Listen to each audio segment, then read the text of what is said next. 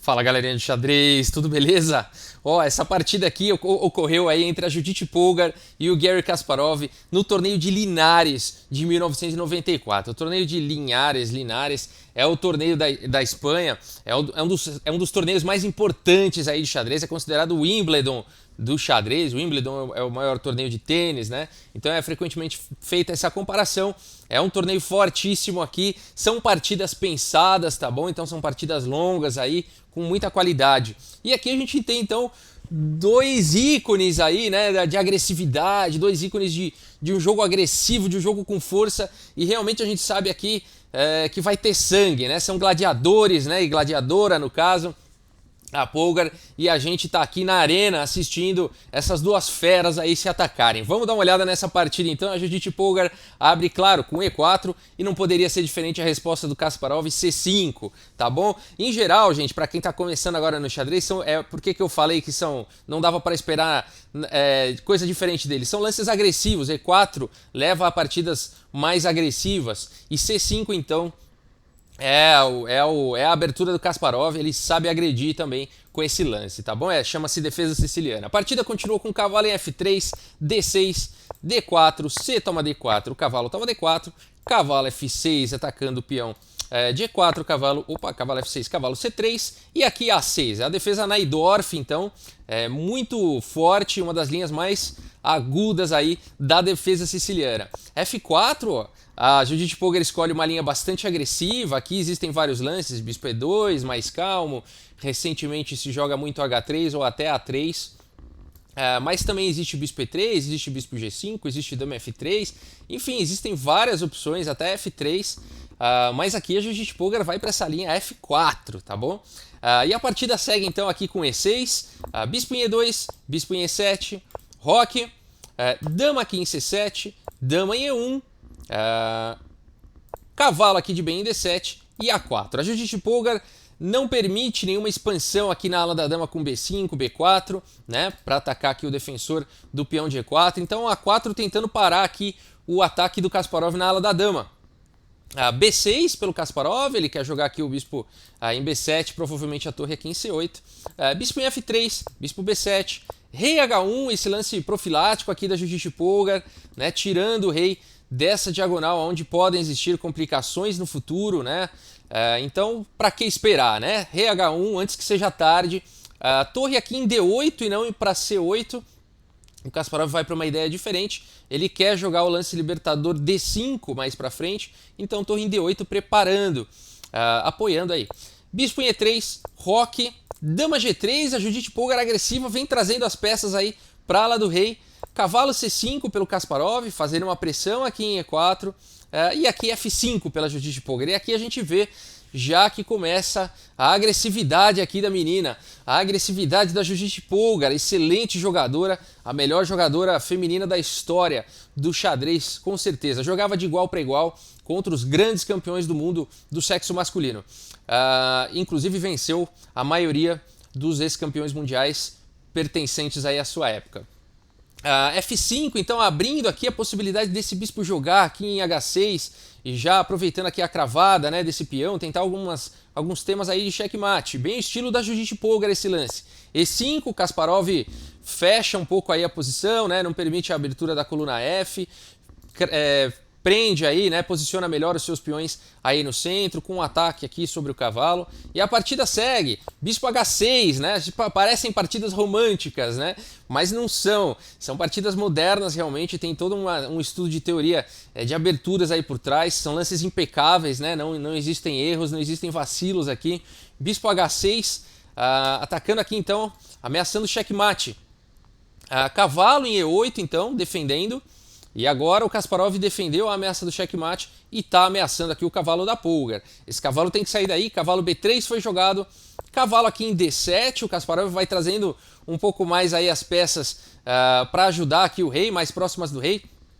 Torre de A em D1, rei H8, muito precisamente o Kasparov vai jogando, tirando agora o rei então aí da cravada, tá ameaçando agora sim capturar o bispo tem que sair daí, bispo E3, então pouco a pouco o Kasparov vai expulsando a fera dali de perto, né, do monarca.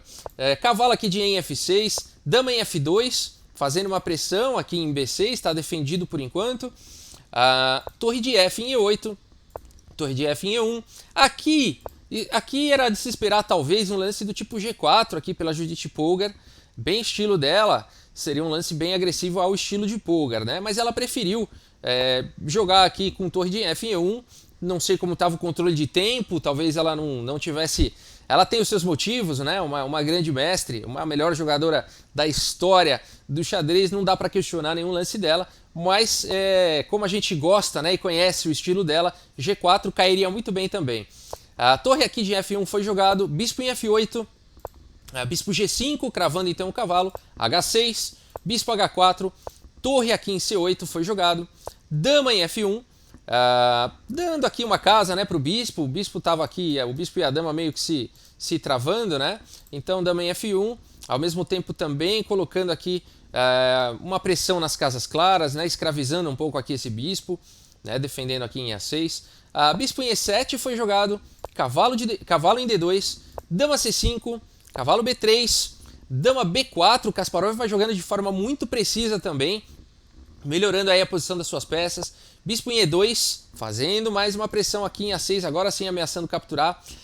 Bispo toma em E4, cavalo toma em E4, cavalo toma em E4, bispo toma aqui em E7, então algumas trocas, né? Torre toma em E7, e aqui não para bispo toma em A6, mas a Judith Polgar vai para bispo aqui em F3. Ela prefere jogar dessa forma, tá atacando agora o cavalo, as torres estão em excelentes posições, e a partida continua aqui com cavalo de em F6 e agora está caindo, né? De qualquer jeito o peão aqui de A6, dama toma em A6. A Judith Polgar foi bem sucedida em recuperar o seu peão, tá igual de material, o Kasparov tá um pouco melhor aí na posição devido à posição aí desses peões centrais, tá bom?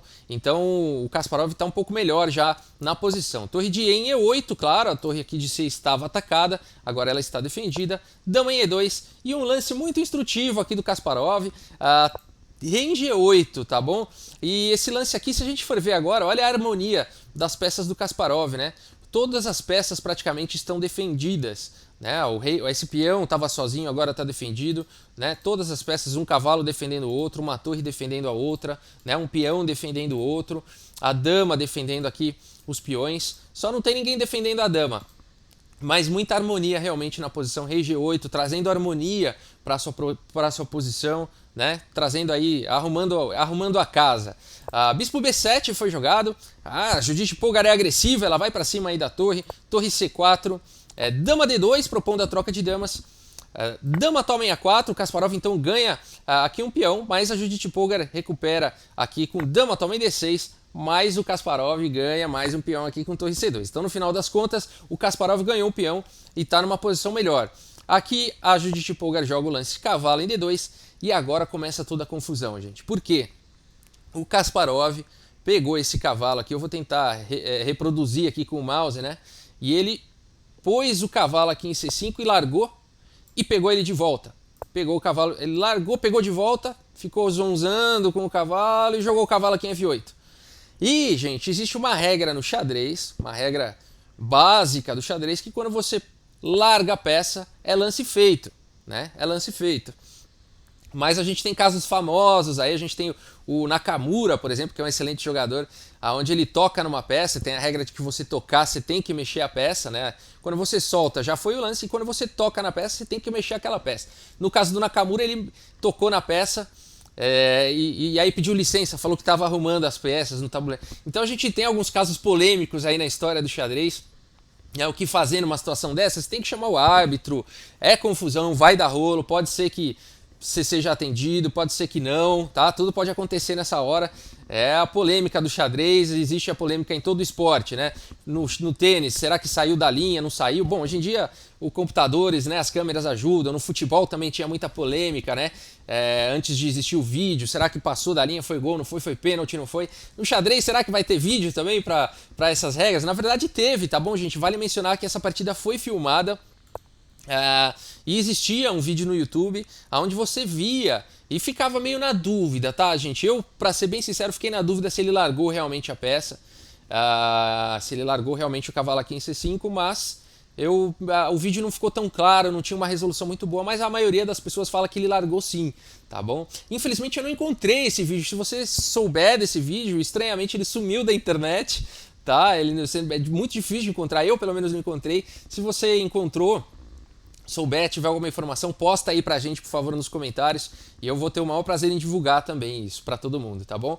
Mas essa foi toda a polêmica, o Kasparov soltou ou não, ele veio com o cavalo até C5, zonzou com o cavalo e voltou aqui então pra F8, esse foi o lance, a partida continua então com o cavalo aqui em F8, e aí cavalo aqui em E4. Você pode estar se perguntando, mas seria muito ruim o cavalo ali em C5, o que iria acontecer, né? Aqui esse lance permitiria, tá gente, a Judith Polgar manter uma igualdade na posição, aqui ela tava perdendo, ela conseguiria igualdade aqui com o bispo C6 atacando a dama e atacando a torre, tá? O Kasparov justificou que não teria problema nenhum, isso ele iria jogar aqui com dama em H4 e partir para um ataque na ala do rei, mas haveria defesa, tá? Por exemplo, o bispo toma em E8, cavalo G4, ameaçando então a dama checkmate, também tem cavalo duplo, e aqui várias defesas são possíveis, por exemplo, se H3, cavalo F2 cheque, rei G1, e aí depois de cavalo toma, peão toma, o máximo que o Kasparov iria conseguir aqui nessa posição seria uma sequência de perpétuo, tá bom? Aqui ia ficar repetindo o lance, tá bom? Não dá pro cavalo, aqui não dá pro cavalo, tá? Aqui, ó, olha que legal, o rei não pode fugir pra cá, né? O peão e o cavalo não deixam, e não dá pro cavalo querer cobrir aqui. Aqui vem uma regra importante, gente, aqui ia tomar checkmate, tá? Com dama F2. Aqui, gente, se você um dia tiver numa posição dessa de brancas, não exatamente igual a essa, mas aonde você está teoricamente com material a mais e o seu oponente está tentando te dar alguns perpétuos, toma muito cuidado para não querer ganhar, tá? Às vezes você aceitar que tem um perpétuo ali e aceitar o empate é a melhor opção, né? Se aqui a pessoa quiser fugir do perpétuo, vai levar checkmate, tá bom? Então isso é bastante comum no xadrez. É uma questão psicológica, né? Você tá com material a mais, o teu adversário começa a te dar uns perpétuos lá e você tenta e aí você faz um lance ruim para não ter perpétuo e você perde, tá? Então toma cuidado com isso. Então aqui teria perpétuo, tá bom?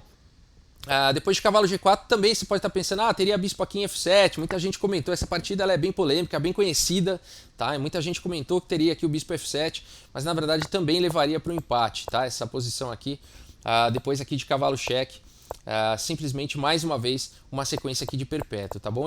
E assim como da outra vez, não adianta querer vencer aqui, tá? A branca tá com um material a mais, vou capturar aqui e vou fugir dos perpétuos. Aqui leva checkmate, tá? Então teria que se contentar realmente com o perpétuo. Então, gente, a polêmica toda é porque depois de cavalo D2, cavalo C5 levaria muito provavelmente aí ao empate. Mas a partida seguiu com cavalo F8, cavalo aqui em E4, cavalo voltando para D7, o Kasparov com toda a cara lavada volta o cavalo para D7, cavalo toma F6, cavalo toma F6, dama toma B6.